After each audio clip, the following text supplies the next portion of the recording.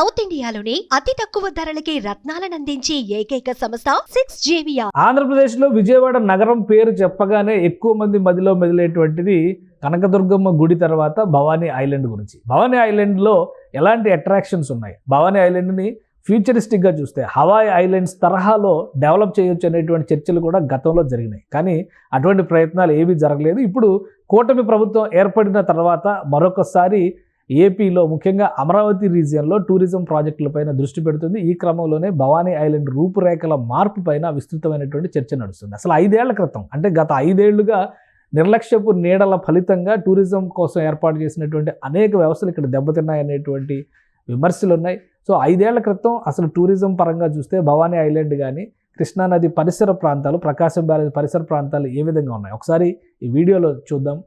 అప్పట్లో చేసినటువంటి డెవలప్మెంట్ యాక్టివిటీస్కి సంబంధించి ఏపీ గవర్నమెంట్ రాష్ట్ర విభజన తర్వాత తీసుకున్నటువంటి నిర్ణయాల్లో భాగంగానే ఇక్కడ పెద్ద ఎత్తున టూరిజంని ప్రమోట్ చేసింది. ఆ క్రమంలోనే ఆంధ్ర హవాయిగా దీన్ని ప్రొజెక్ట్ చేయాలి భవానీ ఐలాండ్ అని భావించింది. ఇక్కడ భారీ పార్క్ని ఏర్పాటు చేశారు. అలానే వాటర్ బోటింగ్, వాటర్ గేమ్స్కి సంబంధించినటువంటి జోన్స్ని కూడా ఏర్పాటు చేశారు. ఇది ప్రస్తుతం అలానే ఉంది. అయితే మెయింటెనెన్స్ లోపం వలన చాలా వరకు ప్రయాణికులు, ముఖ్యంగా పర్యాటకుల రాకపోకలు తగ్గాయి అనేటువంటి విమర్శలు ఉన్నాయి. ఈ నేపథ్యంలో కూటమి ప్రభుత్వం భవానీ ఐలాండ్ రూపురేఖలను పూర్తిగా మార్చేటువంటి మరొక సమగ్ర ప్రణాళికను తీసుకొచ్చింది. అటు విజయవాడతో కలుపుకుని, ఇటు అమరావతితో కలుపుకుని మధ్యలో కృష్ణానదిలో ఉన్నటువంటి 133 ఎకరాల సువిశాలమైనటువంటి విస్తీర్ణంలో ఉన్న భవానీ ఐలాండ్ భూముల్లో పెద్ద ఎత్తున పార్కులు ఏర్పాటు చేసేటువంటి ప్రణాళికల్ని ఏపీ గవర్నమెంట్ టూరిజం డిపార్ట్మెంట్ పక్షాన చేపట్టబోతోంది. ఒకసారి చూద్దాం. ప్రస్తుతం ఓవరాల్గా ఇది భవానీ ఐలాండ్కి సంబంధించినటువంటి దృశ్య రూపం అయితే దీన్ని మొత్తాన్ని కూడా పర్యాటక పరంగా ఒక పెద్ద వేదికగా మార్చేటువంటి ప్రయత్నాలని రాష్ట్ర ప్రభుత్వం చేస్తుంది. మొత్తం ఈ టూరిజం పరంగా ఇవి ప్లస్ దీంతోపాటు విజయవాడ నగరంలో ఉన్నటువంటి కొన్ని భూములు కలిపి దాదాపు 720 ఎకరాల వరకు భూముల డెవలప్మెంట్, అంటే పూర్తిగా టూరిజం ప్రాజెక్ట్ కింద ఇది కన్వర్ట్ చేయబోతున్నారు. ఈ టూరిజం ప్రాజెక్ట్లో చేయబోయేటువంటి అనేక డెవలప్మెంటల్ యాక్టివిటీస్ చూస్తే కనుక 720 ఎకరాల్లో భారీ డెవలప్మెంట్ ప్రాజెక్ట్ అవుతుంది. ఇది ఇక్కడ కాదు, దేశ విదేశాల్లో కూడా అంత పెద్ద టూరిజం జోన్ని డెవలప్ చేసినటువంటి భారీ పార్కులు లేవు అనేటువంటి విశ్లేషణ వినిపిస్తుంది. సో ప్రాజెక్టు పరంగా చూస్తే ఇది పూర్తిగా సిబిడి ఆర్కిటెక్ట్స్కి, studio POD design private limited అనేటువంటి సంస్థలకి దీని రీడిజైనింగ్కి సంబంధించి ఏ విధంగా చేయాలి, ఎటువంటి ఎమ్యూనిటీస్ ఇవ్వాలనేటువంటి అంశం పైన రాష్ట్ర ప్రభుత్వంకి సంబంధించి టూరిజం శాఖ ఇప్పటికే అధ్యయనాలకు ఆదేశాలు జారీ చేసింది. దాదాపు 27,42,566 చదరపు మీటర్ల విస్తీర్ణంలో ఈ ప్రాజెక్ట్ డెవలప్ చేయబోతున్నారు. ఈ ప్రాజెక్ట్లో ఉండేటువంటి ఆసక్తికరమైనటువంటి అంశాలని ఒకసారి గ్రాఫిక్ ప్రజెంటేషన్ రూపంలో ఏ విధంగా చేయబోతున్నారో చూసేటువంటి ప్రయత్నం చేద్దాం. రైట్, ఇది భవానీ ఐలాండ్కి సంబంధించి ఒక నమూనా చిత్రాన్ని తయారు చేశారు. అంటే గ్రాఫిక్ ప్రజెంటేషన్, ఒక మాస్టర్ ప్లాన్ ఏ విధంగా ఉండాలి అనేది రీక్రియేట్ అనే దాని మీద చేశారు. ఇక్కడ ఉన్నటువంటి పర్యావరణపరమైన అంశాలు, అలానే పబ్లిక్ స్పేసెస్ని దృష్టిలో పెట్టుకుని దీనికి ఒక డిజైన్ తయారు చేశారు. 40 మిలియన్ల విజిటర్లు వచ్చేటువంటి 3.38 square kilometres New York central park, Sentosa Singapore, ఇట్లాంటి వాటి అన్నింటినీ కూడా స్టాక్ హోమ్, ఈ మోడల్స్ అన్నింటినీ అధ్యయనం చేస్తూ 5 టైమ్స్ వాటికంటే పెద్దదైనటువంటి సెంట్రల్ పార్క్ని ఇక్కడ డెవలప్ చేయాలనేటువంటి ఆలోచన చేశారు. ఈ దృశ్యంలో మనకు క్లియర్గా కనిపిస్తుంది. ఇటుపక్కన ఉన్నది అమరావతి నగరం, అటుపక్కన ఉన్నది విజయవాడ నగరం, మధ్యలో గ్రీన్ కలర్ ఫీల్డ్స్ అన్నీ కూడా భవానీ ఐలాండ్స్. ఆ ద్వీపాలన్నింటినీ కూడా అటు రాబోయేటువంటి సీడ్ యాక్సిస్ రోడ్డుకి దగ్గరలో వచ్చే విధంగా, సీడ్ యాక్సిస్ అంటే గవర్నమెంట్ కాంప్లెక్స్లు ఏవైతే డెవలప్ చేయబోతున్నారో అక్కడ ఈ ఐలాండ్స్ని డెవలప్ చేస్తారు. నంబర్ ఆఫ్ ఐలాండ్స్ చాలా ఉన్నాయి. ఇది వరల్డ్ క్లాస్ డెస్టినేషన్గా మార్చాలంటే ఏం చేయాలి, ఈ అంశంపైనే రాష్ట్ర ప్రభుత్వం ఫోకస్ చేసింది. For the river for the public అనేటువంటి నినాదంతో దీని కొత్త రూపురేఖలు ఫస్ట్ ఫేజ్లో భవానీ ఐలాండ్ ప్రకాశం బ్యారేజ్కి అతి దగ్గరగా ఉన్నటువంటి ఏరియాస్ని మొత్తాన్ని కూడా డెవలప్ చేయబోతున్నారు. దాన్ని ఒక స్పెషల్ రిక్రియేషన్ జోన్గా తయారు చేయబోతున్నారు. వాటర్ ఫ్రంట్లు, రాబోయేటువంటి వరద లెవెల్స్ని దృష్టిలో ఉంచుకుని, అంటే మ్యాక్సిమం కృష్ణానది మ్యాక్సిమం లెవెల్లో వరద వచ్చినప్పుడు భవానీ ఐలాండ్ ఎంత మునుగుతుంది దాన్ని దృష్టిలో పెట్టుకుని తీర ప్రాంతాన్ని మొత్తాన్ని కూడా డెవలప్ చేస్తారు. పూర్తిగా గ్రీనరీతో, గ్రీన్ బెల్ట్లతో ఇప్పుడు అభివృద్ధి చెందినటువంటి ప్రాంతాల్లో చూస్తున్నటువంటి 12 కిలోమీటర్ల స్ట్రెచ్లో దీన్ని డెవలప్ చేయబోతున్నారు. ఇది ఫస్ట్ ఫేజ్ కింద మనం చూడాల్సి ఉంటుంది. ఇక్కడ చాలా రకాల, అంటే బోటింగ్ షికార్లు కావచ్చు, ఈ ఎకో అగ్రికల్చర్ జోన్, ఎందుకంటే అక్కడ బొటానికల్ గార్డెన్స్, అక్కడ బయోడైవర్సిటీ కూడా చాలా ముఖ్యమైనది భవానీ ఐలాండ్కి సంబంధించి. మొత్తం కెనాల్ సిస్టమ్ను అన్నింటినీ దృష్టిలో పెట్టుకొని ఈ విధంగా దాన్ని తయారు చేయాలనేటువంటి ఒక ప్రతిపాదన తయారు చేశారు. పబ్లిక్ పూల్స్, యాంఫీ థియేటర్స్, వచ్చేటువంటి వాళ్ళందరికీ కూడా ప్రజెంట్ ఉన్నటువంటి స్పేస్ ఇది Bhavani island. New gateway develop చేస్తారు, దాన్ని దృష్టిలో పెట్టుకుని water front food courts develop చేయబోతున్నారు. సో ఇవన్నీ కూడా ప్రతిపాదనల రూపంలో రాష్ట్ర పర్యాటక శాఖకి ఇస్తున్నారు. దీనిపైన పెద్ద పెద్ద సంస్థలు L&T లాంటి సంస్థలు కూడా దీనిపైన వర్క్ చేస్తున్నాయి. గ్రీనరీకి సంబంధించి ఫ్లోరా అండ్ ఫ్యూనా అంటారు కదా, సో అక్కడ ఉన్నటువంటి బొటానికల్ అంశాలని అంటే అటు జీవ వైవిధ్యాన్ని దృష్టిలో పెట్టుకొని ఒక ఫారెస్ట్ ఎఫెక్ట్ ఉండేటువంటి స్కై వాక్వేలు, కెనోపీలు అన్నిటిని కూడా ఇక్కడ ఏర్పాటు చేయాలని చూస్తున్నారు.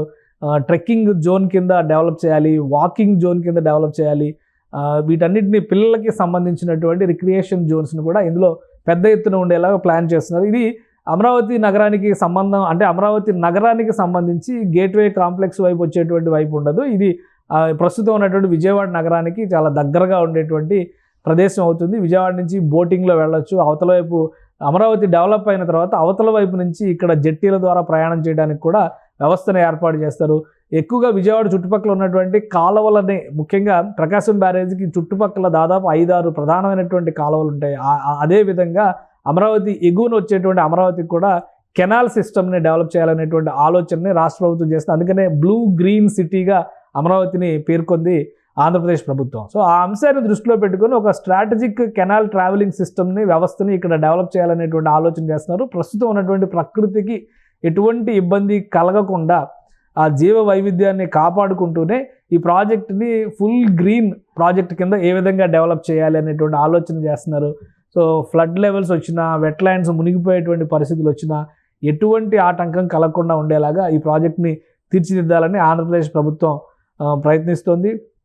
యోగా పెవిలియన్లతో పాటు వివిధ వ్యవస్థలను ఇందులో ఏర్పాటు చేసేందుకు ప్రత్యేకమైనటువంటి ప్రయత్నాలు జరుగుతున్నాయి. ఒకసారి ఈ ఓవరాల్గా ప్రాజెక్టుకి సంబంధించినటువంటి దృశ్యాలు ఇవైతే, అంటే ఈ గ్రాఫిక్ ప్రజెంటేషన్లో ఇప్పటికే రాష్ట్ర ప్రభుత్వం ఇచ్చినటువంటి ఆదేశాల మేరకు ఇంజనీరింగ్ కంపెనీలు తయారు చేసినటువంటి డిజైన్స్ ఇవి అధ్యయనం చేస్తున్నాయి. అలానే అమరావతి గవర్నమెంట్ కాంప్లెక్స్ బ్లాక్కి కనెక్ట్ అయ్యేటువంటి ప్రదేశాలని ఏ విధంగా బ్యూటిఫై చేయాలి, ఆ రెండు కూడా. ఎందుకంటే అమరావతిలో కూడా రివర్ ఫ్రంట్ ప్రాజెక్టు చాలా పెద్ద ఎత్తున సింగపూర్ కంపెనీలతో టైప్ అయ్యి చేయబోతుంది. సో ఆ రెండింటికి ఇంటర్ కనెక్టివిటీ ఉండేలాగే డిజైన్ చేయాలనేటువంటి ఆలోచన రాష్ట్ర ప్రభుత్వం చేస్తుంది. కాబట్టి ఆ ప్రతిపాదనలను దృష్టిలో పెట్టుకునే ఈ నమూనాలన్నింటినీ రూపొందించారు. అతిపెద్ద క్రీడా స్టేడియము, అక్కడ సివిక్ ఎమ్యూనిటీస్ కూడా క్రియేట్ చేస్తున్నారు. న్యాచురల్ ఓపెన్ స్పేసెస్, వీటన్నిటిని దృష్టిలో పెట్టుకొని రోడ్డు ట్రాన్స్పోర్ట్ సిస్టమ్స్ను కూడా అక్కడ ప్రొజెక్ట్ చేయబోతున్నారు.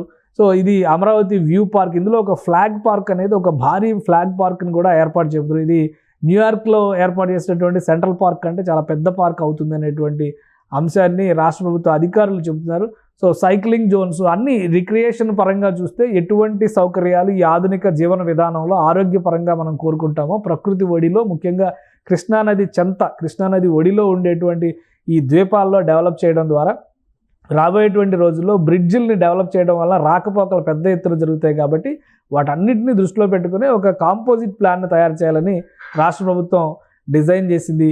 సో అమరావతికి సంబంధించి భవానీ అండ్ నైబరింగ్ ఐలాండ్స్ అన్నిటిని కూడా ముఖ్యంగా అమరావతి విజయవాడ గేట్వే ప్రాజెక్ట్ కింద దీన్ని ప్రొజెక్ట్ చేస్తోంది AP tourism department. So AP tourism department ఇచ్చినటువంటి సంకేతాల మేరకు దీనిపైన ఒక పెద్ద ప్రణాళికనే తయారు చేసింది. ముఖ్యమైనటువంటి ప్రాజెక్ట్ని ఫ్లాగ్ పార్క్ అని చెప్తున్నటువంటి ప్రాజెక్టు విషయం చూస్తే కనుక 150 ఎకరాల్లో దీన్ని డెవలప్ చేయబోతున్నారు. L&T సంస్థకి దీన్ని ప్రత్యేకంగా రాష్ట్ర ప్రభుత్వం చేసినటువంటి సూచనలు. ఎందుకంటే ప్రతిష్టాత్మకమైనటువంటి అనేక నిర్మాణాలు ఆంధ్రప్రదేశ్ రాజధాని అమరావతిలో L&T సంస్థ చేస్తుంది. ఆల్రెడీ కొంత ఇన్ఫర్మేషన్ వస్తుంది. ఇప్పుడు ఐకానిక్ టవర్స్కి సంబంధించి గతంలో L&Tకి షాపూర్జీ, పల్లోంజీకి సంబంధించినటువంటి కంపెనీలకే ఈ కాంట్రాక్ట్లు ఇచ్చారు. అదే తరహాలో ఈసారి కూడా L&Tకి ఇచ్చే అవకాశం ఉందనేటువంటి సమాచారం వస్తుంది.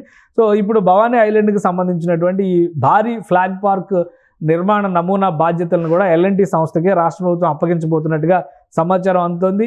సో ఈ పార్క్ డిజైన్కి సంబంధించి కూడా అనేక ఆకర్షణలు ఉంటాయి. భారీ జెండాని ఇక్కడ ఏర్పాటు చేయబోతున్నారు. దానికి సంబంధించినటువంటి డిజైన్లు ఇవన్నీ ప్రపోజల్స్ అంటే ఇంకా ప్రతిపాదనల రూపంలో ఉన్నాయి. ఈ తరహాలో సెంట్రల్ పార్క్ ఎట్లయితే యుఎస్లో మనం చూస్తామో ఆ తరహాలో ఇక్కడ భారీ డిజైన్లు, జాతీయ జెండాతో రూపొందించేటువంటి డిజైన్లు ఉన్నాయి. ఈ నమూనాలన్నింటినీ కూడా రాష్ట్ర ప్రభుత్వానికి సంబంధించినటువంటి టూరిజం డిపార్ట్మెంట్కి ప్రతిపాదన రూపంలో పెట్టారు. ముఖ్యమంత్రి చంద్రబాబు నాయుడు, టూరిజం శాఖ మంత్రి వీరందరి సమీక్ష తర్వాత ఫైనల్ అవుతాయి. ఫైనల్ అయిన తర్వాత ప్రాజెక్టుకి సంబంధించి ఫేజ్డ్ మేనర్లో ఏ విధంగా పనులు మొదలు పెట్టాలి, రాబోయేటువంటి రోజుల్లో అన్నీ ఇక్కడ ఏర్పాటు చేసేటువంటి రిక్రియేషన్ సెంటర్స్ కావచ్చు, ఫుడ్ కోర్టులు కావచ్చు, ఓవరాల్గా ఉన్నటువంటి అంశాలన్నిటినీ దృష్టిలో పెట్టుకుని రాష్ట్ర ప్రభుత్వం పెద్ద ఎత్తున ఇక్కడ ప్రణాళికల్ని సిద్ధం చేస్తుంది. రాష్ట్ర ప్రభుత్వం చేయబోయేటువంటి ప్రణాళికల్లో విజయవాడ అమరావతి గేట్వే ప్రాజెక్ట్ అనేది ఒక భారీ ప్రాజెక్ట్ అవుతుంది. ఎందుకంటే అమరావతి నిర్మాణానికి సంబంధించి మాస్టర్ ప్లాన్లో Amaravati river front development project అనేది చాలా పెద్ద ప్రాజెక్ట్ అవుద్ది. అక్కడ కూడా టూరిజం జోన్ కింద, టూరిజం సిటీ కింద అక్కడ డెవలప్మెంట్ చేస్తున్నారు. దానికి కొనసాగింపుగా, ఎందుకంటే ఇప్పుడు అభివృద్ధి చెందినటువంటి నగర భాగం అంతా కూడా విజయవాడ నగరం వైపు ఉంది కాబట్టి అమరావతికి అతి సమీపంలో విజయవాడ నగరమే ఉంటుంది. గుంటూరు కొంత దూరంలో ఉంటుంది. అమరావతిని విజయవాడతో కనెక్ట్ చేస్తే అమ్మవారి గుడికి వచ్చేటువంటి భక్తుల రాకపోకల దగ్గర నుంచి అమరావతికి సందర్శకుల తాకిడి కూడా పెద్ద ఎత్తున పెరుగుతుందనేటువంటి ఆలోచన రాష్ట్ర ప్రభుత్వం చేస్తుంది. కాబట్టి విజయవాడలో ఉన్నటువంటి కృష్ణానది తీరంలో ఉన్నటువంటి ప్రాంతాల్లో ఒక ప్రాజెక్ట్ 1, 2 అనేటువంటి పార్ట్స్ని అక్కడ కేటాయిస్తే కృష్ణా నదిలో ఏర్పాటు చేయబోయేటువంటి సీప్లేన్ల వ్యవస్థ, అలానే నదిలో ఉన్నటువంటి భవానీ ఐలాండ్కి సంబంధించినటువంటి అభివృద్ధి ప్రణాళికలు, వీటిని ప్రాజెక్ట్ 3, 4లో భాగంగా డెవలప్ చేయాలనేటువంటి మొత్తం 4 దశలుగా ఈ ప్రాజెక్ట్ని డెవలప్ చేస్తారు. 4 ప్యాకేజీలుగా ఉండేటువంటి ప్రాజెక్ట్ని సమాంతరంగా అన్ని చోట్ల ఒకేసారి పనులు మొదలుపెట్టేలాగా ప్రణాళికలను సిద్ధం చేయాలని ఇప్పటికే ప్రభుత్వం ఆదేశాలు జారీ చేసినట్టుగా తెలుస్తుంది. దాదాపు ఒక 3 నెలలుగా దీనిపైన కసరత్తు జరుగుతుంది, అధ్యయనం జరుగుతుంది. ఇప్పటికే డిజైన్లు కూడా బయటకు వచ్చినాయంటే మనం అర్థం చేసుకోవచ్చు. కాబట్టి అమరావతి నగరానికి సంబంధించినటువంటి నిర్మాణ పరంపర మొదలయ్యి అక్కడ భవనాలు లేచేసరికి ఇక్కడ నుంచి టూరిజం అట్రాక్షన్స్ అన్నీ కూడా ఇక్కడ నుంచి కనెక్ట్ అవ్వాలి. అలా ఇంటర్ కనెక్టివిటీ ఉంటేనే విజయవాడ నగరంతో అమరావతి నగరాన్ని అనుసంధానం చేయడానికి అవకాశం ఉంటుంది. ఈ క్రమంలోనే కృష్ణానది పైన నిర్మించబోయేటువంటి భారీ బ్రిడ్జిలు, ఆల్రెడీ ఒక బ్రిడ్జ్ నిర్మాణం పూర్తయింది. వెస్ట్ బైపాస్ రోడ్లో భాగంగా జరిగినటువంటి నిర్మాణం అది. సో అక్కడి నుంచి ఇమీడియట్గా రాకపోకలకు సంబంధించి అమరావతిలోకి నేరుగా వెళ్లేందుకు రాకపోకలకి అనుమతి ఇవ్వాలనేటువంటి ఆలోచన రాష్ట్ర ప్రభుత్వం చేస్తుంది. వీటితో పాటు దిగువన టూరిజం కింద ఒక బ్రిడ్జి, ఐకానిక్ బ్రిడ్జ్ మరొకటి కూడా రాబోతుంది. కాబట్టి ఈ ప్రాజెక్టులు పూర్తయ్యే లోపే భవానీ ఐలాండ్ బ్యూటిఫికేషను, అమరావతితో విజయవాడ నగర అనుసంధానం, పర్యాటక పరంగా తీసుకోవాల్సినటువంటి జాగ్రత్తలు, వీటిపైనే ఏపీ సర్కారు ఫోకస్ పెడుతుంది. సో కృష్ణమ్మకి వచ్చేటువంటి వాళ్ళు, దుర్గమ్మను చూసేందుకు వచ్చేటువంటి భక్తుల్లో ఎక్కువ శాతం మందిని ఒక ఆకర్షణీయమైనటువంటి ప్రదేశంగా దీన్ని మలిస్తే కనుక వీరందరూ అమరావతి ప్రాంతంలోకి వచ్చేటువంటి అవకాశం ఉంటుంది. కాబట్టి ఈ బృహత్తర ప్రణాళికని 4P వెంచర్, అంటే పబ్లిక్ పీపుల్ ప్రైవేట్ పార్ట్నర్షిప్ అనేటువంటి నినాదంతో ఆంధ్రప్రదేశ్ గవర్నమెంట్ వెళ్తుంది. అలానే సెంట్రల్లీ ఎయిడెడ్ స్కీమ్స్ను కూడా ఉపయోగించుకోవడం ద్వారా ఈ ప్రాజెక్టుకి నిధుల కొరత లేకుండా చూడాలనేటువంటి ఆలోచన చేస్తున్నారు. ఇప్పటికే ఫైనాన్షియల్ బిడ్స్ పైన కానీ, ఫైనాన్షియల్ ఎక్స్పెండిచర్ ఎంత అవుతుంది అనేటువంటి అంచనాలపైన కానీ అధికారులు కసరత్తు చేస్తున్నారు. ప్రైవేట్ సంస్థలు కూడా కసరత్తు చేస్తున్నాయి. వీళ్ళు ఇవ్వబోయేటువంటి ప్రతిపాదనలకు అనుగుణంగా రాష్ట్ర ప్రభుత్వం ఒక నిర్ణయం తీసుకుంటుంది. అతి త్వరలోనే ఈ ప్రాజెక్టుకి గ్రీన్ సిగ్నల్ ఇచ్చేటువంటి అవకాశాలు పుష్కలంగా కనిపిస్తున్నాయి. సుమన్ టీవీలో మీ పర్సనల్ అండ్ బిజినెస్ ప్రమోషన్స్ కోసం కింది నెంబర్కి కాంటాక్ట్ చేయండి.